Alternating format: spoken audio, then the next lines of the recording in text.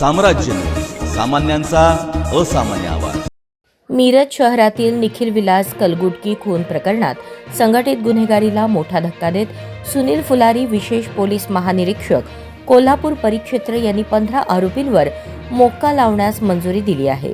मिरज शहर पोलीस ठाण्यात दाखल गुन्ह्यात आरोपी टोळीने सन 2017 ते 2025 या कालावधीत सातत्याने गंभीर स्वरूपाचे गुन्हे केल्याचे तपासात निष्पन्न झाले आहे।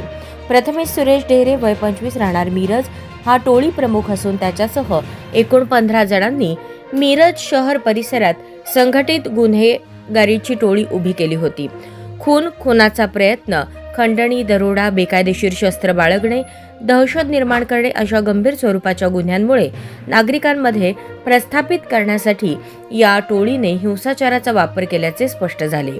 या प्रकरणात अप्पर पोलीस अधीक्षक कल्पना बारवकर यांच्याकडून अभिप्राय घेऊन उपविभागीय पोलीस अधिकारी प्रणिल गिल्डा यांनी मोक्का प्रस्ताव सादर केला होता। पोलीस अधीक्षक संदीप घुगे यांनी प्रस्तावाचे परीक्षण करून तो विशेष पोलीस महानिरीक्षकांकडे पाठवला।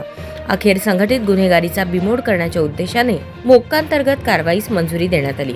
चालू सांगली, मिरज, कुपवाड महानगरपालिका तसेच आगामी स्थानिक स्वराज्य संस्था निवडणुकांच्या पार्श्वभूमीवर गुन्हेगारीवर आळा घालण्यासाठी ही कारवाई महत्त्वाची मानली जात आहे। अशा प्रकारच्या संघटित गुन्हेगारी टोळ्यांवर यापुढेही कडक कारवाई केली जाईल असा इशारा पोलीस प्रशासनाने दिला आहे। पुढील तपास उपविभागीय पोलीस अधिकारी विपुल पाटील करत आहेत।